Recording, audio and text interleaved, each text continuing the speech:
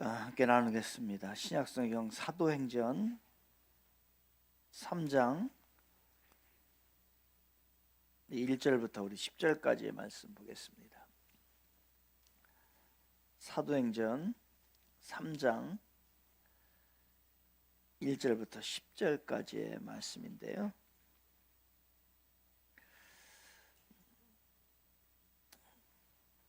제가 읽어드리겠습니다. 1절입니다. 제9시 기도 시간에 제9시 성경에서 나오는 시간은 플러스 6을 하세요. 항상 플러스 6을 하면 몇 시예요? 9 플러스 6 하면 15시니까 지금 몇 시예요? 오후 3시예요. 항상 플러스 6을 하시면 돼요. 제9시 기도 시간에 베드로와 요한이 성전에 올라갈새 이제 기도하는 시간을 정해놓고 계속 올라간 거예요. 나면서 못 걷게 된 이를 사람들이 메고 오니 이는 성전에 들어가는 사람들에게 구걸하기 위하여 날마다 미문이라는 성전 문에 두는 자라. 두고 가는 거예요. 그러니까 그가 베드로와 요한이 성전에 들어가려 함을 보고 구걸하거늘 베드로가 요한과 더불어 주목하여 이르되 우리를 보라 하니 그가 그들에게 무엇을 얻을까 하여 바라보거늘 베드로가 이르되 큰 기대를 했는데 뭐라고 얘기를 하냐면 은과 금은 내게 없거니와 내게 있는 이것을 내게 주노니 나사렛 예수 그리스도의 이름으로 일어나 걸으라 하고 오른손을 잡아 일으키니 발과 발목이 곧 힘을 얻고 뛰어서서 걸으며 그들과 함께 성전으로 들어가면서 걷기도 하고 뛰기도 하며 하나님을 찬송하니. 결과지요. 9절 모든 백성이 그 걷는 것과 하나님을 찬송함을 보고 그가 본래 성전 미문에 앉아 구걸하던 사람인 줄 알고 그에게 일어난 일로 인하여 심히 놀랍게 여기며 놀라니라. 이 말씀입니다. 이 말씀을 오늘 여러분과 함께 나누려고 하는데요. 우리 올해의 표가 우리 모두 짝짝짝 시작. 우리 모두 짝짝짝. 우리 모두 하면 짝짝짝 하는 거예요. 우리 모두 옆 사람과 잘 맞춰요. 다시 한번 우리 모두 짝이에요. 다시 인사합시다. 내가 당신의 좋은 짝이 되어 드릴게요. 시작. 짝이 됩시다. 우리 짝이. 그래서 옆 사람과 인사해요. 정말 감사합니다. 혼자 하는 것보다 함께 하나님을 섬길 때 더 많은 이점이 있지요. 그죠? 혼자 할 때보다. 서로의 약점을 보완하는 거예요. 함께하면. 그리고 더 효과적으로 일할 수 있고 우리가 가지고 있는 능력을 배가 이상으로 할 수 있는 것이 함께하는 겁니다. 그래서 짝이 돼야 돼요.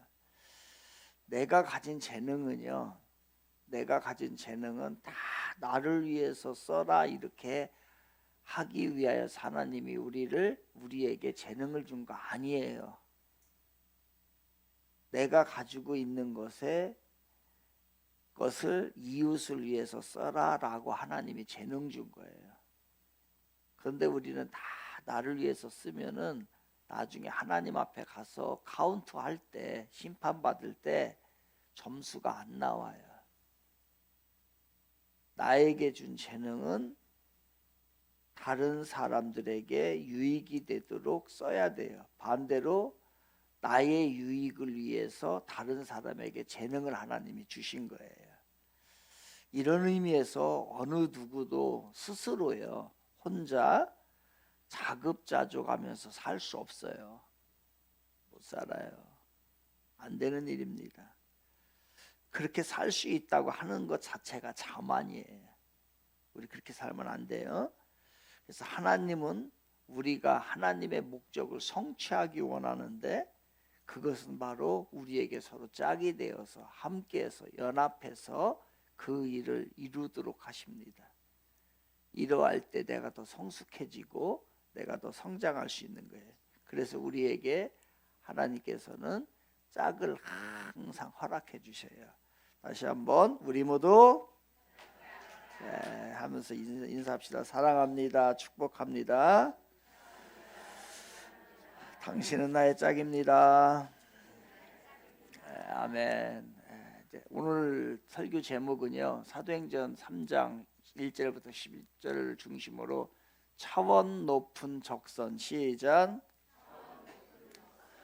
차원이 높아요. 적선을 하는데 무엇인가를 돕는 데에 수준이 낮은, 차원이 낮은 적선이 있고 차원이 높은 적선이 있다는 얘기를 이야기하는 거예요.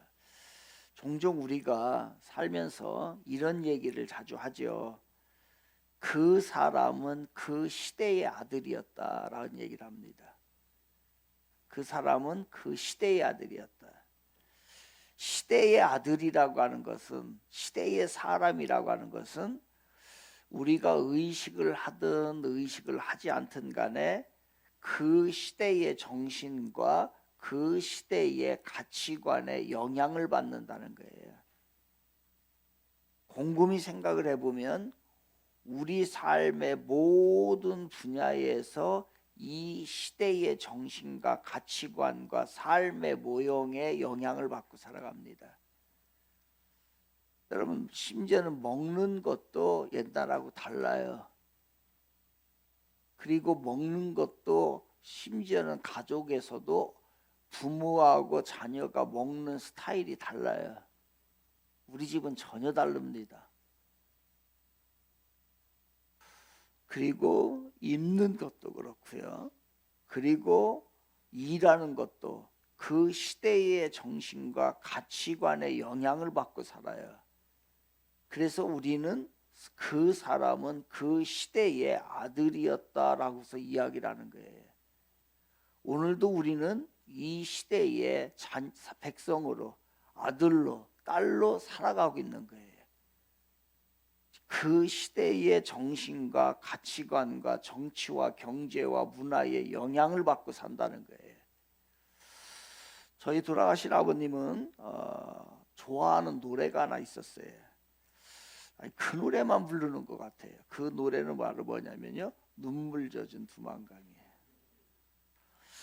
그냥 특히 이 술 한 잔이 들어가시면은 이 노래를, 두만강, 저도 알아요. 푸른 물에 노젓는 뱃사공, 흘러간 그 옛날에 내 님을 싣고 떠나간 그 배는 어디로 갔소?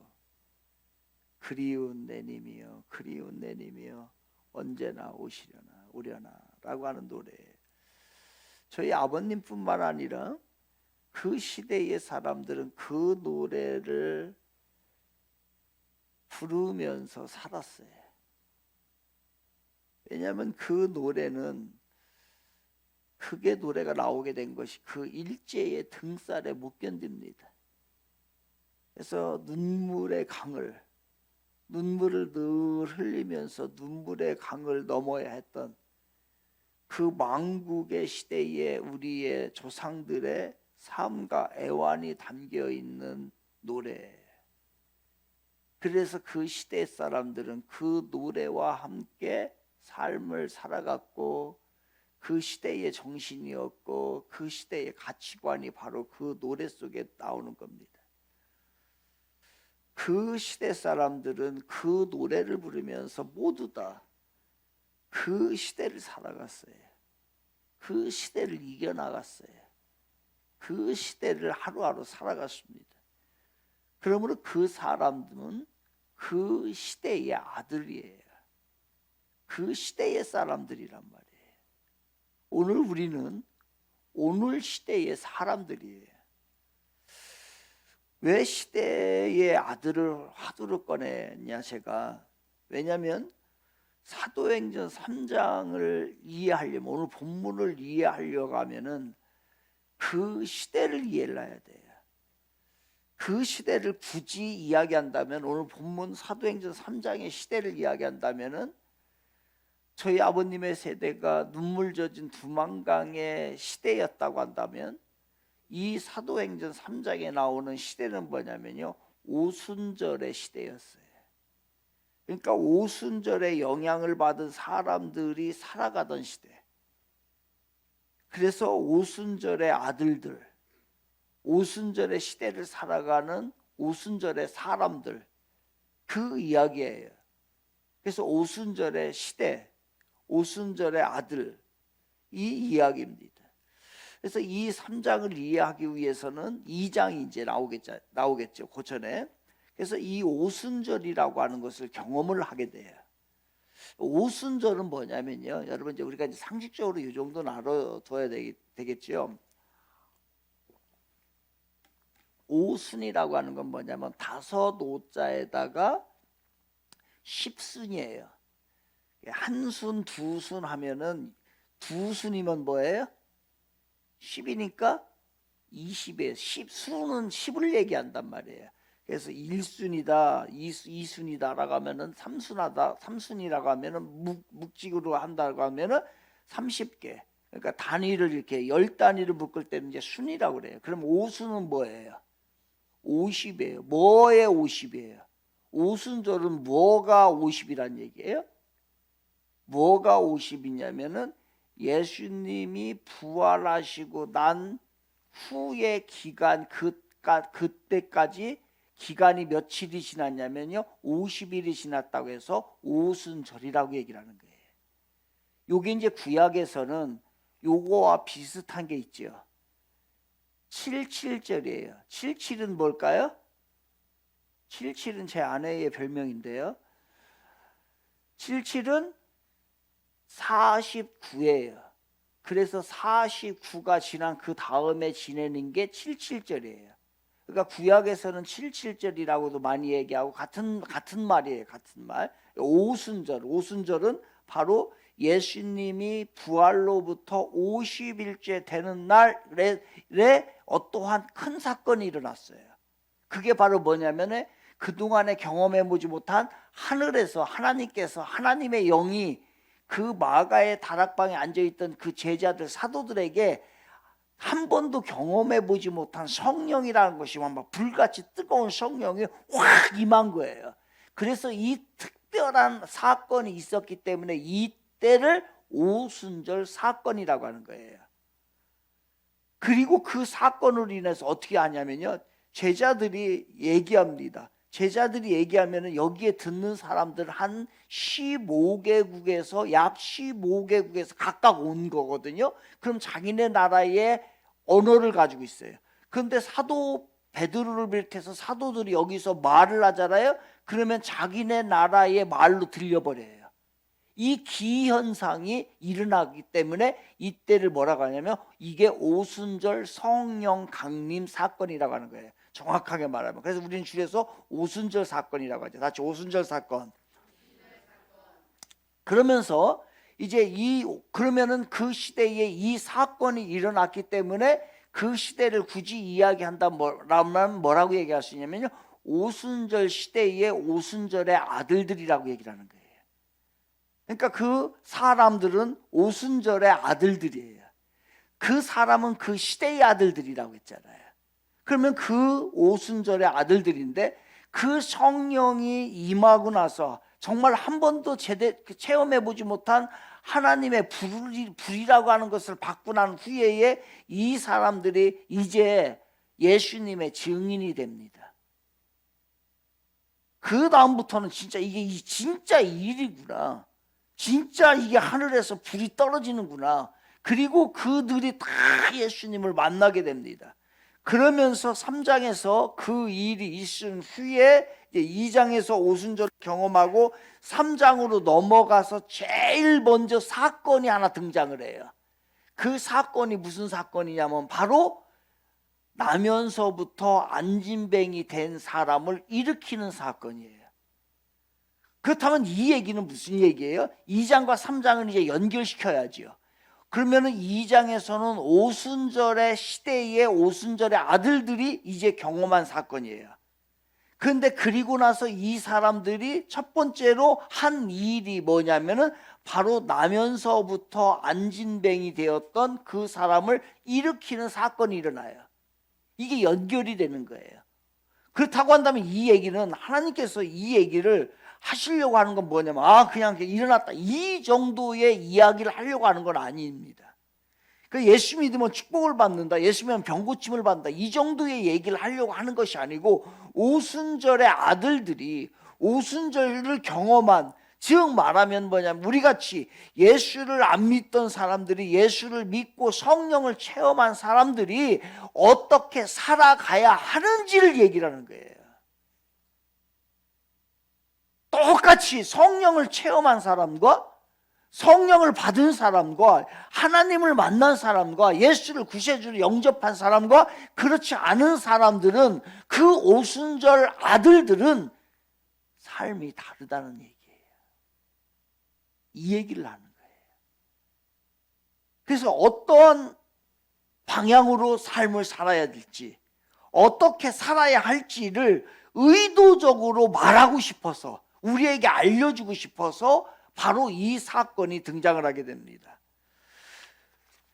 그래서 이것에 대해서 이제 좀 더 본문을 깊이 있게 우리가 말씀을 좀 나누려고 여러분과 합니다. 졸리시는 분은, 자고 싶은 분은 주무셔도 됩니다. 늘 말씀드리지만 자도 됩니다. 대신에 뭘 하지 말라고요?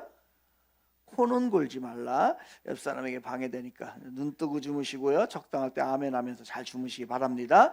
그럼 가보겠습니다. 오늘 본문의 핵심은 사도들을 통해서 나면서 걷지 못한 그 안진뱅이를 치유하는 사건으로 펼쳐집니다. 그런데 이들이 경험한 성령의 사건, 그 사건은 무슨 사건이라고 했는데요? 오순절 사건이에요.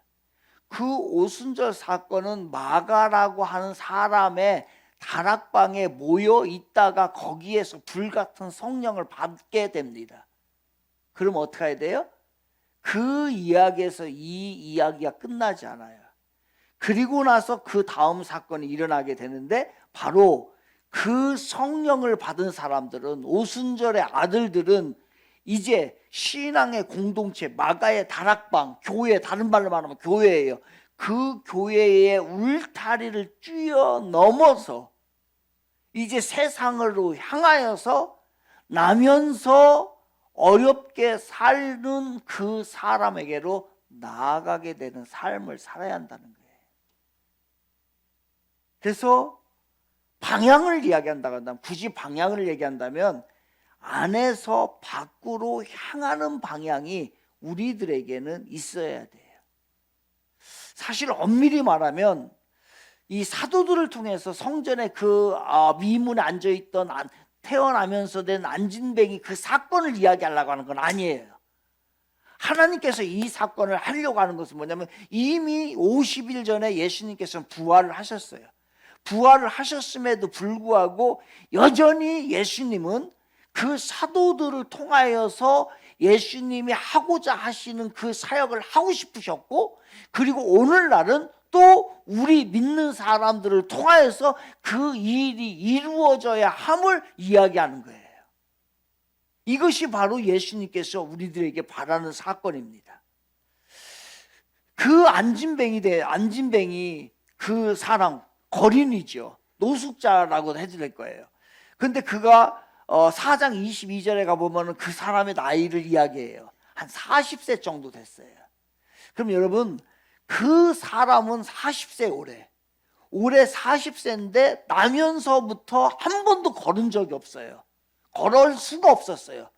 그러니까 누군가를 의지하지 않으면, 누군가 업어주지 않으면 이동이 불가능한 그러한 상황 가운데 있는 그 사람입니다.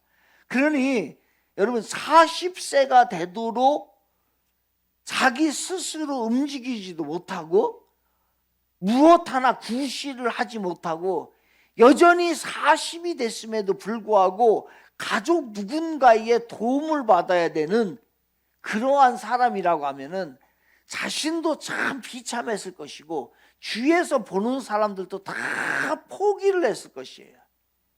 그러니까 무슨 꿈이 있다든지 삶의 질을 이야기한다든지 그 인간의 가치를 이거 아니에요. 그 사람의 오직 목표는 뭐냐면 오늘 하루를 그냥 굶지 않고 조금 더 욕망이 있다고 한다면 조금 더 많이 먹을 수 있는 거. 아니 그럼 어제보다는 오늘 좀 더 구걸을 해서 돈이 좀 많이 있다고 한다면 더 맛있는 걸 한 번 더 먹는 거. 이것이 오직 꿈 중에 최고의 꿈 정도밖에 되지 않는 거예요. 그래서 이 사람은 이제 그날 나가지 않으면은 살 수가 없어요. 이제는 40년 동안 그랬으니까 누구 하나 불쌍하다 여기지도 않아요. 오히려 천덕꾸러기 신세가 되는 겁니다. 생각해 보십시오. 우리 주위에 우리의 가족 중에라고도 아들, 딸이라고 해도 될 거예요. 40살이 됐는데 자기 앞가림을 하나 못하고 살아간다. 한 번, 한 해, 두 해, 세 해, 내에는 이게 어쩔 수 없다라고 하면 괜찮겠지요. 근데 평생을 그렇게 살았다라고 한다면 이거 상황이 좀 달라집니다. 이건 상황이 달라져요. 인내라고 하는 것은 한계가 있는 거예요. 이 상황이 달라져요. 그때에 이제 이 문제가 해결이 돼야 돼요. 이렇게 죽을 수는 없어요. 만약에 이 문제가 해결이 안 됐다라고 한다면은 이 사건은 여기에 등장하지 않아요. 그런데 공교롭게도 말씀을 드린 대로 오순절 성령 강림이 임하고 난 후에 첫 번째 사건은 이 사건을 이야기하는 거예요. 그러니까 오순절의 아들들은, 성령을 받은 아들들은, 오늘날로 말하면 예수를 믿는 우리 크리스찬들은 바로 어떻게 살아가야 되는지를 이야기한다라고 했어요. 그때 이제 등장하는 게 누구냐면 그 거린이 중심이 아니라 이제 그 사도 베드로와 요한을 이제 중심 무대로 하나님께서 등장을 시킵니다. 이제 사도들이 봤어요. 사도들이 그 거린을 그날따라 유난히 이제 본 거예요. 보고 사도들의 시선이 멈추게 됩니다. 그 전에도 봤을 텐데 그때는 그걸 몰랐어요. 성령을 받기 전인지 모르겠지만은 아무튼 간에 성령을 받고 나니까 그게 보이는 거예요. 이게 보이는 거예요. 그래서 한참 그 거린을 쳐다보는 거예요. 그때에 이 거린도 깜짝 놀란 거예요. 아니 저 사람들 계속 기도하러 다녔었거든요. 그런데 한 번도 자기에게 이렇게 멈춰서 집중해가지고서 쳐다본 일이 별로 없었어요. 그러다 보니까 이 거린도 그 사람 사도들이 베드로와 요한이 자기를 쳐다보는 거 보고서 깜짝 놀라며 기분이 굉장히 좋았어. 아싸. 야, 오늘 이게 대박이겠구나. 왜? 그렇게 쳐다보지 않을 거죠, 한 번도. 그래서 뭔가를 주겠구나, 오늘은. 오늘은 진짜 뭔가가 좀 이게 그 대박이 나는 날인 게 있구나. 라고서 마음속으로 그렇게 생각을 했을 거예요. 그런데 그 대박이 터졌구나라고 생각을 했는데 들려오는 말이, 그래서 호주머니에서 꺼내가지고서 지갑을 열어가지고 있는 돈이라도 좀 그동안에 한 1,000원 줬다가 나 10,000원, 20,000원이라도 줄 줄 알았는데 들려오는 말이 뭐냐면 한참 쳐다보더니 뭐라고 하냐면 금과 은은 내게 없거니와 이렇게 얘기를 해요. 환장하는 일입니다. 아니 기가 막혀. 거기서 실망하는 거예요. 아니 실망을 떠나서요 화가 납니다. 왜? 쳐다보셔야 말지. 왜 그냥 그 평소대로 하지. 왜 자기를 그렇게 다 기대에 부풀어 뭔가를 막 줄 것 같이 이야기를 해놓고서 황당한 소리를 한 거예요. 뭐라고 하냐면 은과 금은 내게 없거니와 예수 그리스도의 이름으로 일어나 걸으라 이 말만 하는 거예요. 그러니까 이 거리는요 거기에서 기가 막힌 거예요. 아니 그렇게 얘기했어요. 성경 본문에는 나오진 않겠지만 그런 마음 안 들었겠어요, 여러분? 예수 이름 필요 없거든요. 난 지금 예수 이름 필요 없고요. 그 다음에 내게 필요한 건 오직 은과 금이에요. 아니 돈 몇 푼만 주세요라고 생각을 하지 않았겠어요? 그러니까 그걸 안 준다니까 화딱지가 난 거예요. 여러분도 화딱지가 날 것 같아요. 전에 이제 제가 이게 이제 사무실 저 밑에를 썼었잖아요. 근데 어떤 이제 수요일 날만 되면, 수요일 날 한 5시 정도만 되면은 꼭 거린이 와요. 그것도 정확해 수요일 날이에요. 그러니까 그 사람들의 스케줄이 있나 봐. 그 스케줄대로 쭉 도는지, 아니 나는 진짜 기가 막히죠. 그래서 하도 일주일마다 계속 오기 때문에 나는 그 사람을 또 기다리게 돼. 내가 바본지 그 사람이 뭔지는. 그래서 3,000원씩을 이제 제가 전에는 이제 이렇게 술값을 달라고 하더라고요. 술값을 안 되고 밥을 한 끼 사줄까요? 그랬더니 다 필요 없대. 아무튼 간에 그래서 안 될 것 같아 가지고서 제가 이제 일부러 이제 그때 되면 이제 1,000원짜리를 받거나 3,000원을 이제 항상 이제 그래서 킵을 해놓는 거예요. 근데 어떻게 하다 보니까 내 3,000원을 준비 안 해놨네. 돈이 이제 하나도 없었던 거예요. 그래서 요즘에 막 카드 쓰니까 그럴 수도 있잖아요. 돈이 하나도 없어요. 그래가지고 제가 이제 그분한테 이렇게 얘기를 했어요. 뭐라고 얘기했냐면, 내가 돈이 오늘 하나도 없습니다. 못 줍니다. 대신에 오늘 수요 예배가 7시 반에 있거든요. 수요 예배를 드리고 가세요. 그럼 제가 우리 교인들한테 혹시 이제 돈이라도 빌려서 내가 돈을 줄 테니까 그런 수요 예배 함께 드립시다라고 했더니 이 양반이 저를 딱 짜려보는 거예요. 그러더니 그냥 가버려요. 자기는 예배 같은 게 필요 없다는 거예요. 단지 뭐만 달라는 거예요? 돈만 달라는 거예요. 지금 이 상황과 동일한 사건이에요. 나는 아무것도 필요 없어요. 지금 오늘 내가 가서 소주 한 병에다가 컵라면 사 먹을 수 있는 3,000원, 그거면은 딱 좋아요. 여러분, 우리 이제 아이들에게 새해가 되면 아이들이 이제 세배를 합니다. 여러분, 애들이 왜 세배를 할까요? 여러분 해보세요. 이제 세배를 한다라고 하면은 이제 우리가 사실 세배의 새로운 한 해에 대해서 네가 이제 이렇게 한 살을 더 먹었으니 이렇게 살고 신앙생활도 잘하고 공부도 좀 열심히 하고 하라고 하는 덕담을 내가 한번 이제 해주는 거로 끝나고 됐다라고 해봐요. 애들이 뭐라고 하겠어요? 그딴 건 필요 없고요. 그냥 빨리 세뱃돈이나 주세요. 애들이 그거 뭐 덕담을 들으려고 하는 거예요? 아니에요. 그거와 똑같아. 이와 같은 거예요. 그러니까 이 사람의 마음 속에는 다른 거 아무것도 필요 없어요. 예수의 이름으로 걸으라? 아니, 예수의 이름도 필요 없고 예배도 필요 없고 다 필요 없고 아무것도 필요 없고 그냥 돈만. 내가 오늘 좀 이렇게 굶지 않게끔 살 수 있도록 돈만 달라고 하는 거예요.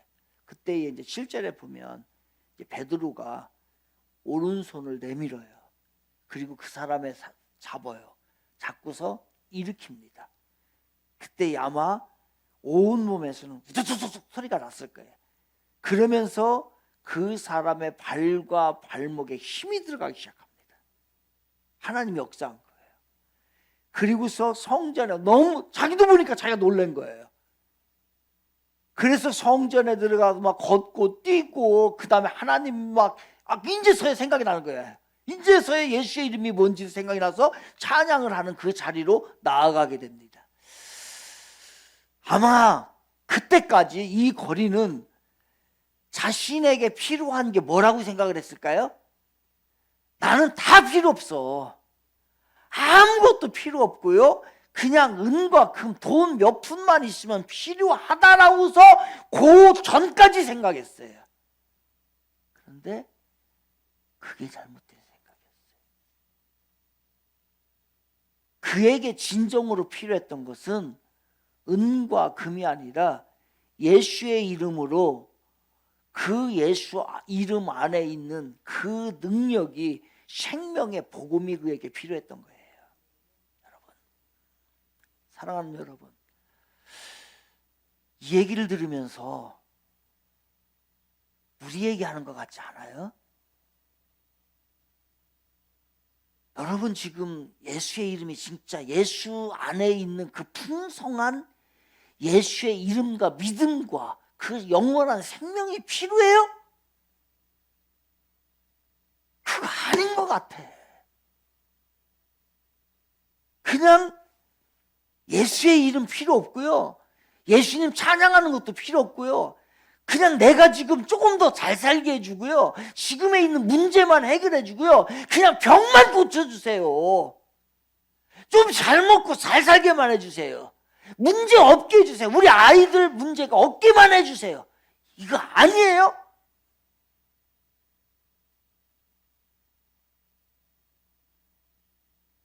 제가 이거를 준비하면서 제가 그렇게 살았던 것 같아요. 내가 교회를 하면서 정말 하나님의 영광과 풍성한 생명을 전하려고 했던 것일까? 나의 욕심을 나타내려고 했던 것일까? 아닐 거라고 생각을 하는데 다 아니다라고서 할 자신이 없어 제가. 여러분 이 자리에 나와 있는 거 진짜 원하는 거 뭐예요? 은과 금은 내게 없거니와 예수의 이름으로 일어나 걸으라 라고 했을 때 죽어도 좋습니다. 고난이 와도 좋습니다. 힘들어도 좋습니다. 문제가 해결이 안 돼도 좋습니다. 육신이 곤괴도 좋습니다. 진짜 나에게 필요한 것은 예수 따라가는 생명이요. 그 영원한 진리입니다. 이거라고 자신 있게 얘기할 수 있어요? 이 고백이 진짜 안 되고서는 나머지는 다 헛거예요. 근데 이 고백이 진실이 되니까, 이것이 이 본질이 진짜 해결이 되니까 그 나머지 문제들이 해결이 됐던 거예요. 그러니까 한 번도 이 사람은 40년을 그 자리에 앉아서 거지로 거린으로 노숙자로 비참한 인생을 살면서도 한 번도 예수의 생명이 나에게 필요하구나 이 생각을 한 번도 못했던 거예요. 어떻게 보면 수십 년을 교회를 다녔어도 우리가 진짜 필요한 것이 예수 안에 있는 그 영원한 생명이구나, 그 진리구나, 은혜구나 라고 하는 것을 고백하고 살까?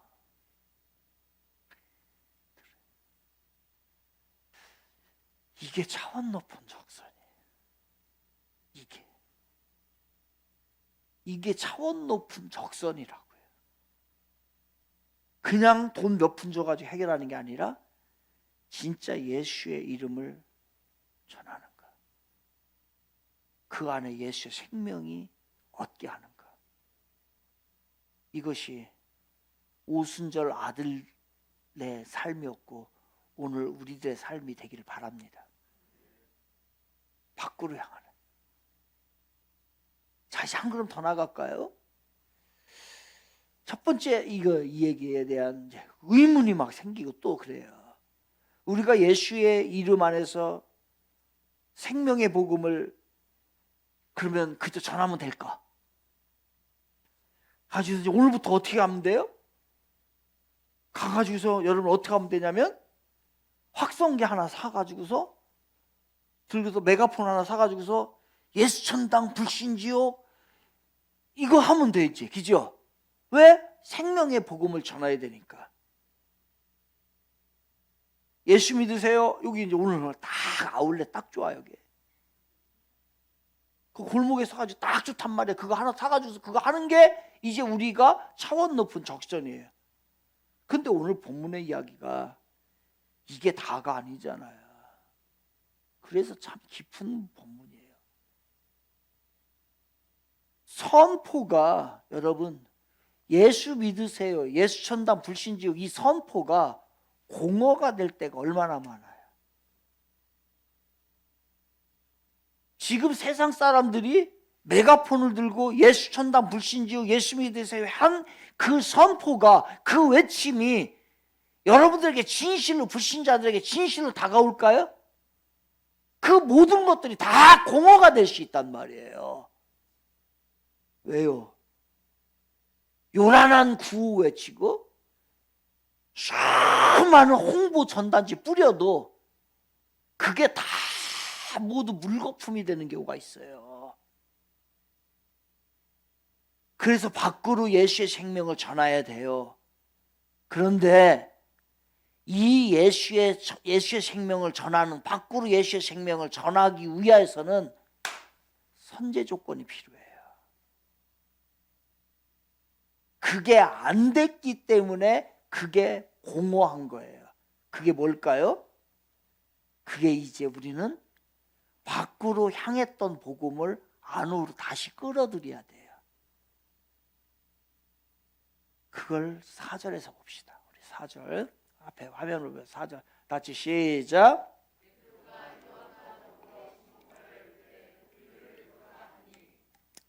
뭐라고 얘기를 했어요?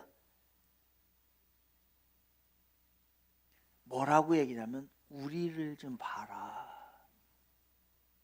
우리를 보라는 얘기예요. 우리를 보라는 외침과 함께하는 예수의 생명복음이에요. 우리는 우리를 보라라고 하는 복음이 있어야 돼요.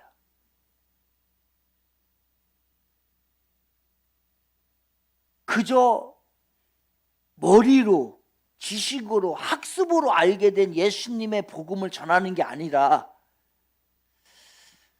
내가 이렇게 변했어. 나도 내가 이렇게 어려웠었어. 그런데 진짜 내가 복음으로 무장해서 끝까지 지켰더니 이 결과가 나왔어. 이거를 말해줄 수 있는, 나 좀 봐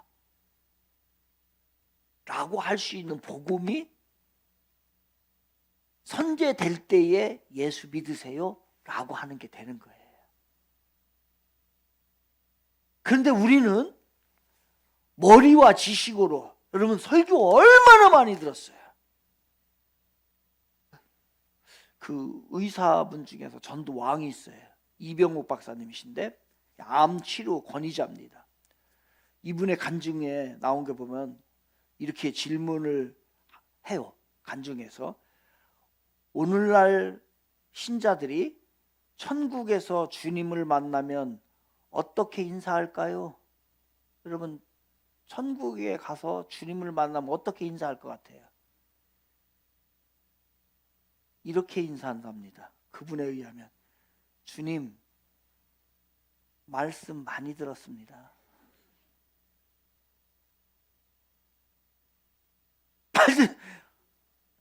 말씀만 많이 들은 거예요. 많이 들어서 알고는 있습니다. 아, 그런데 그분이 이분이었군요.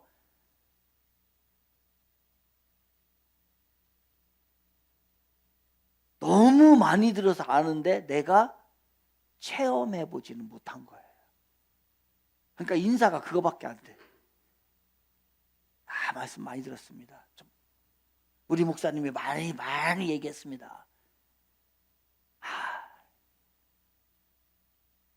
신앙은 주님에 대해서 많이 알고 듣는 것이 전부가 아니에요. 이게 나쁘다는 게 아니고 이게 전부가 아니란 얘기예요. 신앙의 핵심은 주님과 인격적인 교제와 누림이 있어야 합니다. 삶 가운데.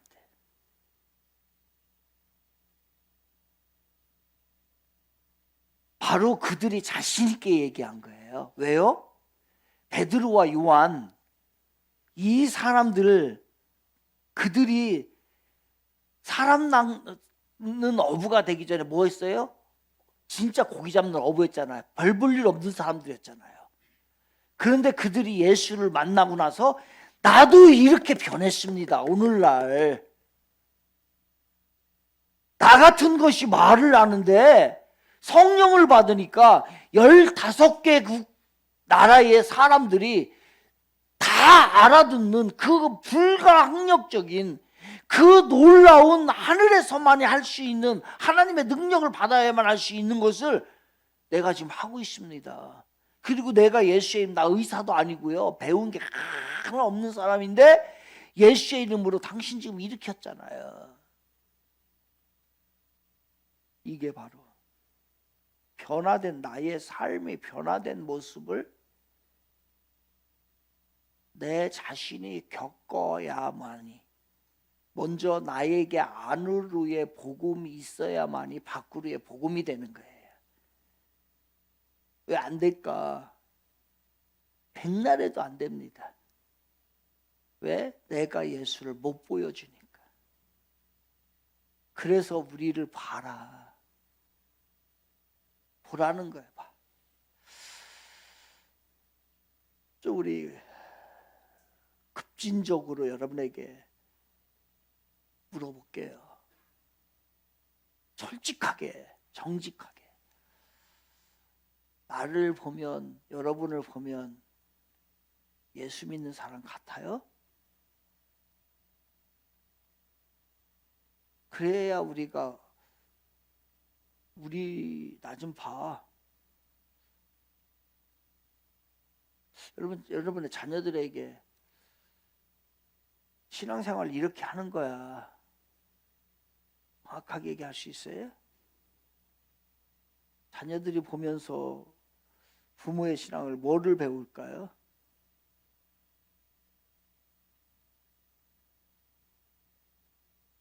그게 되면은 언젠가는 풀립니다. 이 사람은 40년 만에 풀렸어요. 당장 안 되더라도 그것이 우리가 진짜 보여줄 수 있는 신앙, 그 신앙을 가지고 있다고 한다면 자녀 걱정 사실 안 해도 될 것 같아요. 근데 그것이 뱅뱅뱅뱅뱅뱅 돌면 안 돼요. 그래서 밖으로 향하여 나가는 거예요. 그 거리를 향해서, 거지를 향해서 나아가는데, 그 나아가기 위해서는 내가 먼저 내 안에서 내가 새롭게 변화되어야 된다는 거예요. 그래서 신앙은 생명의 복음을 받은 자는 내적인 변화와 인격적인 변화가 일어나게 되는 거예요. 이게 차원 높은 적선이에요.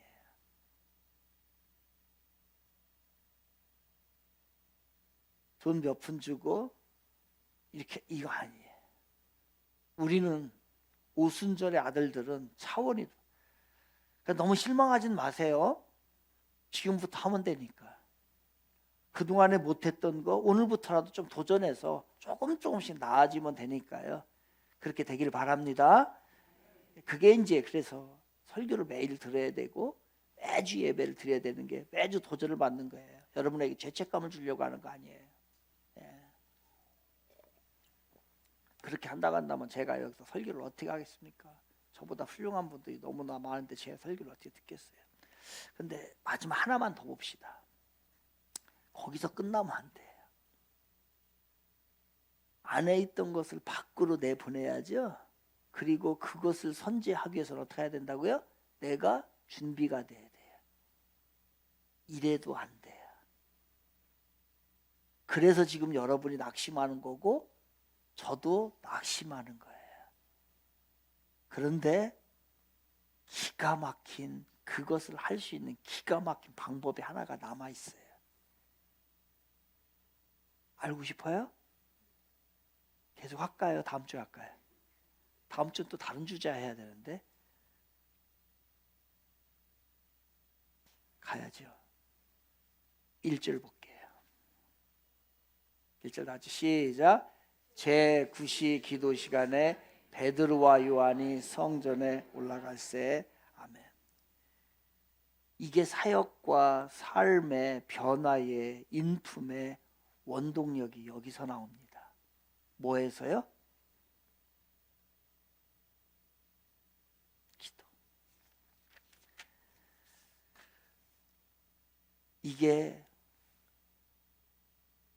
밖으로 향한다고 했어요. 그리고 그것을 위해서 내가 안에서의 복음이 필요했어요. 이제는 뭐 어떤 복음이 필요해요?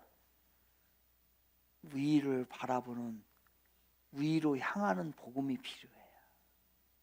그게 뭐냐면 기도예요. 여러분, 하나님의 사역은 녹록지 않습니다. 하나님 앞에서 우리의 속사람을 새롭게 한다는 거 쉬운 일 아니에요. 정말 어렵더라고요. 비장한 결심과 결단으로 가능하다면은 기독교 신앙은 기도 얘기를 많이 하지 않아요. 은혜 받고 다짐하고 결단해서 되는 일일 것 같으면요,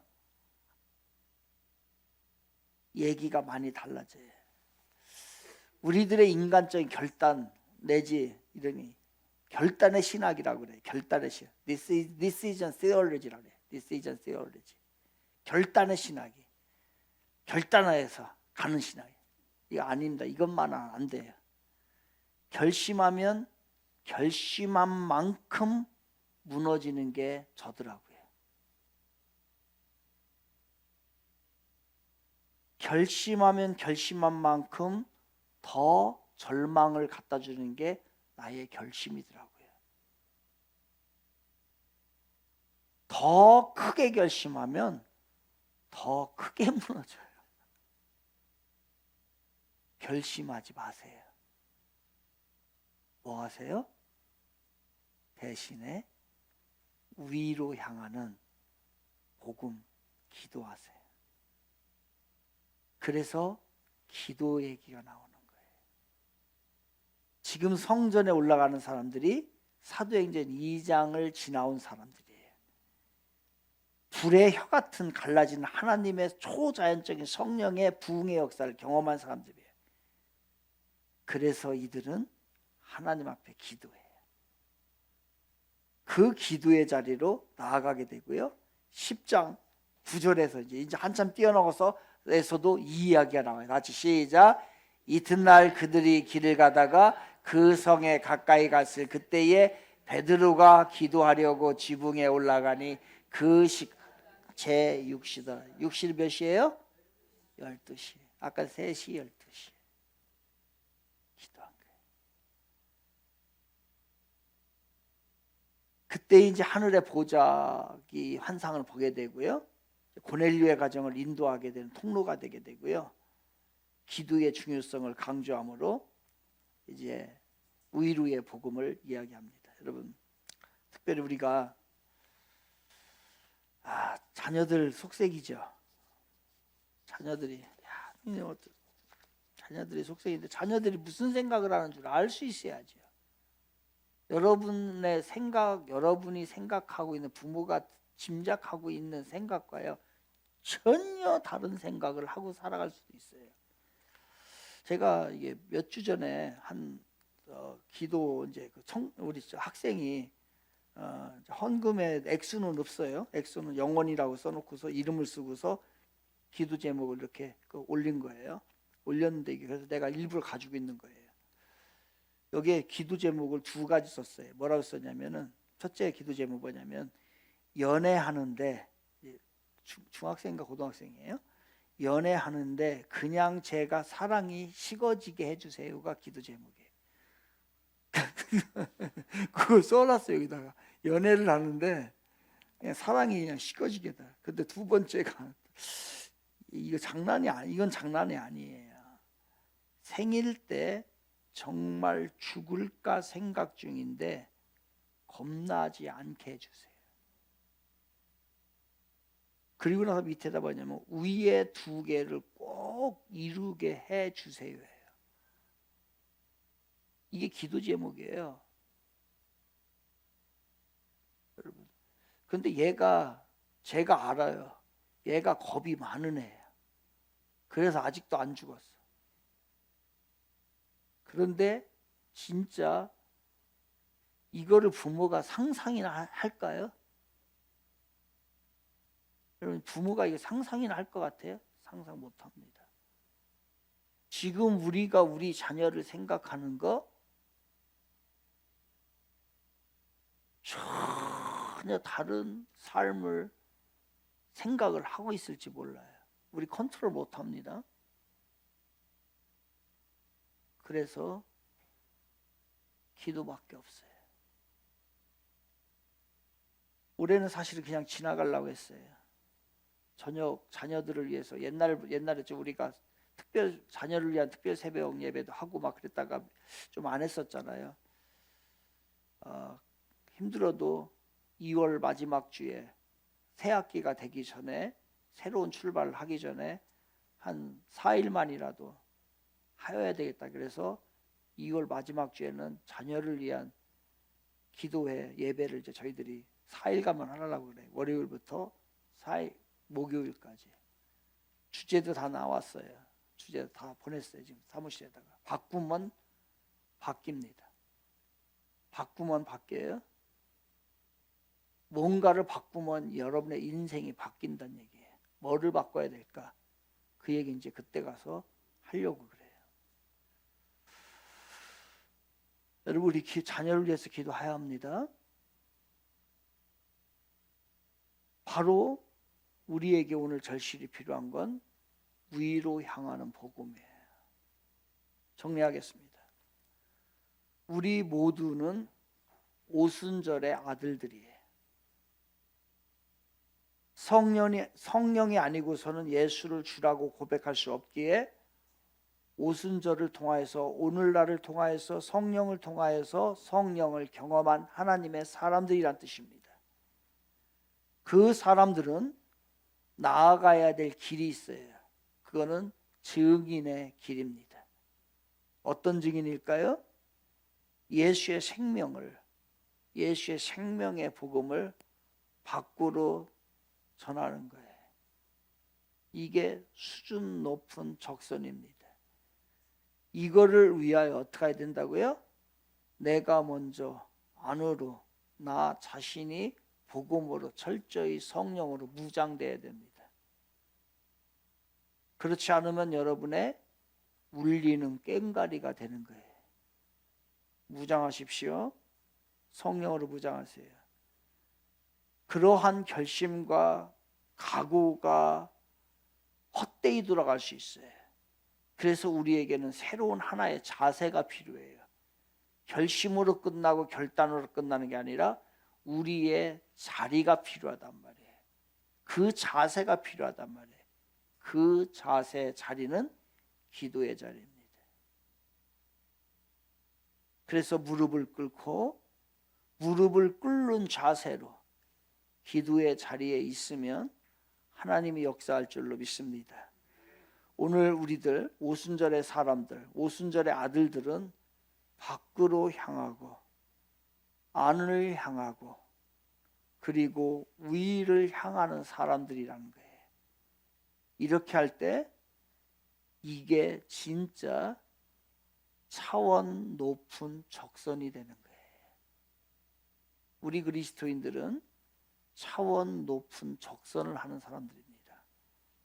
이러한 삶으로, 차원 높은 적선의 삶으로 한 걸음 더 나아가는 저와 여러분이 되기를 주님의 이름으로 축원을 드리겠습니다.